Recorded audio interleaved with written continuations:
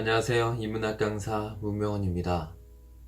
오늘 제가 소개할 책은 신영철 교수님의 슬픔을 공부하는 슬픔입니다. 신영철 교수님은 유명한 문학평론가입니다.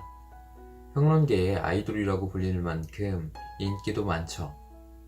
인기가 많아 저는 화려한 분일 줄 알았는데 몇 번 만나 뵈니 소소하고 겸손하신 분이라 깜짝 놀랐습니다.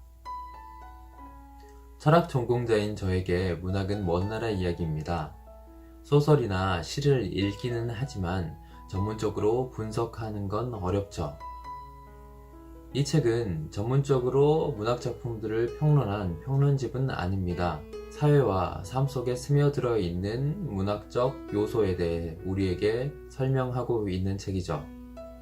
사회, 문화, 슬픔, 시나소설 등의 키워드를 중심으로 저자는 자신의 생각을 풀어내는데 저는 오늘 공감과 문학을 중심으로 이야기해볼까 합니다.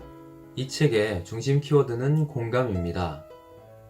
인간은 자기 몸 안에 갇혀 자기 중심적으로 생각할 수밖에 없습니다. 그런데 사회생활을 하려면 공감할 필요도 생기죠. 갈등을 피하고 협력하기 위해선 타인의 입장에서 생각해봐야 합니다. 그런데 공감이 쉬운 일만은 아닙니다. 타인의 입장에서 생각한다는 건 의지와 노력이 필요한 어려운 일입니다. 공감이 실패할 확률도 매우 높습니다. 이 책의 저자는 어려운 공감을 해야 하는 인간의 입장에 대해 이야기합니다. 인간의 심장에 빗대어 다음과 같이 표현하죠. 인간은 심장이다. 심장은 언제나 제 주인만을 위해 뛰고 계속 뛰기 위해서만 뛴다. 타인의 몸속에서 뛸 수 없고 타인의 슬픔 때문에 멈추지도 않는다. 타인의 슬픔에 대해서라면 인간은 자신이 자신에게 한계다. 그러나 이 한계를 인정하되 긍정하지는 못하겠다.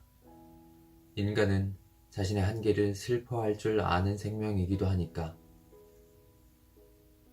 한계를 슬퍼하면서 그 슬픔의 힘으로 타인의 슬픔을 향해 가려고 노력하니까. 그럴 때 인간은 심장이기만 한 것이 아니라 슬픔을 공부하는 심장이다. 아마도 나는 내가 될 수 없겠지만 그러나 시도해도 실패할 그 일을 계속 시도하지 않는다면 내가 당신을 사랑한다는 말이 도대체 무슨 의미를 가질 수 있나.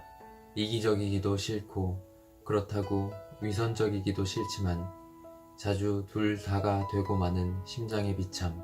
이 비참에 진저리 치면서 나는 오늘도 당신의 슬픔을 공부한다. 그래서 슬픔에 대한 공부는 슬픈 공부다.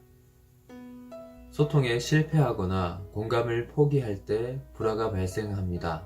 이 책의 저자는 섬세해지려는 노력을 하지 않을 때, 공감을 포기할 때 폭력이 시작된다고 말합니다. 관계는 저절로 형성되고 노력하지 않아도 유지될 거라고 생각하기 쉽습니다. 그러나 그 노력이 없을 때 관계는 권력과 폭력의 영역이 됩니다. 우리에겐 소통하고 공감하는 연습이 필요합니다. 사랑받는 사람이 되는 가장 정확한 방법은 사랑받을 만한 사람이 되는 것이다. 정확한 길이기는 하지만 쉽고 빠른 길은 아니다. 사랑받을 만한 사람이 되기 위해서는 타인과의 섬세하고 복잡한 커뮤니케이션에 성공해야 한다. 그 어렵고 느린 길을 걸을 능력도 의지도 없는 이들은 그 대신 권력을 가지려 한다. 권력을 얻어 명령의 주체가 되면 커뮤니케이션을 생략해도 된다고 믿기 때문이다. 최근 비행기나 호텔에서 여성에게 폭언과 폭력을 행사한 것으로 알려진 남성 권력자들은 사랑 대신 지배를 선택했고 그런 의미에서 실패한 사람들이다. 경험하지 않고 느껴보지 않은 고통을 이해할 수 없다고 생각하는 저자의 입장에서 문학은 타인의 감정과 고통을 시뮬레이션 할 수 있는 귀중한 통로입니다. 문학에 어떤 가치가 있는지 의문을 갖고 있는 사람들도 많습니다. 자연과학은 물리적인 힘을 다루고 법학이나 사회학 같은 사회과학은 제도적인 힘을 다룹니다. 문학에는 어떤 현실적인 힘이 있는 걸까요? 시나 소설은 어떤 의미나 가치를 갖고 있는 겁니까? 예술은 현실의 재현이라는 유서 깊은 논의에서 재현이란 현상의 복사가 아니라 본질의 장악이다.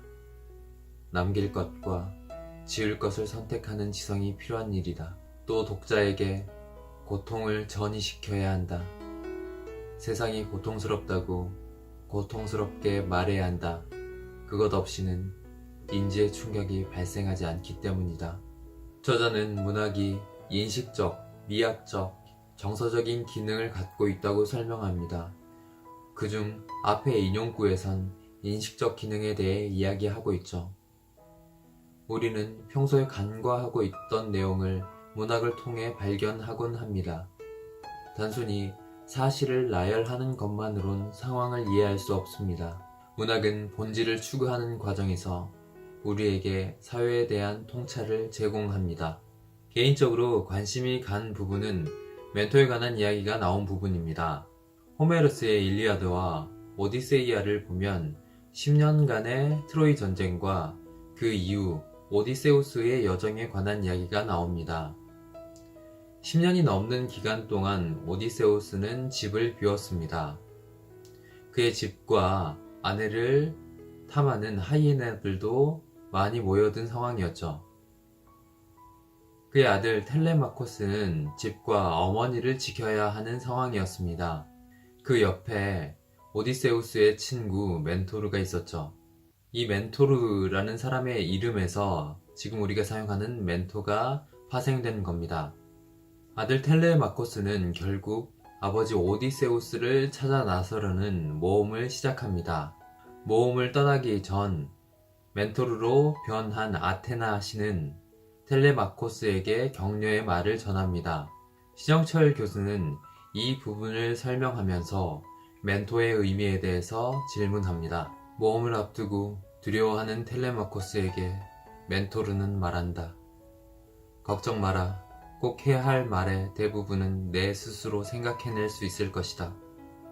그리고 미처 못다 말한 나머지는 신들께서 도와주실 것이다. 가자. 내가 너와 함께 가겠다.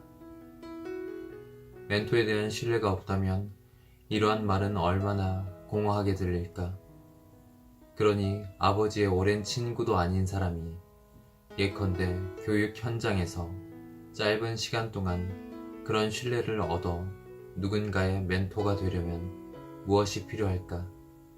이를테면 함께 우는 시간 같은 것은 아닐까? 저는 강의를 하면서 많은 학생들을 만납니다. 그 중에서는 고민 상담을 하고 도움을 청하는 학생들도 있죠. 최대한 학생의 이야기에 집중하려고 노력하지만 바쁘고 정신없을 땐 기계적으로 반응하게 됩니다. 저는 신영철 교수님의 멘토에 관한 글을 읽으며 제가 지금까지 얼마나 학생의 고통과 감정에 공감했는지, 제가 정말로 신뢰할 만하고 의지할 만한 선생인지에 대해 고민하게 됐습니다. 지금까지 오늘의 책 슬픔을 공부하는 슬픔이었습니다.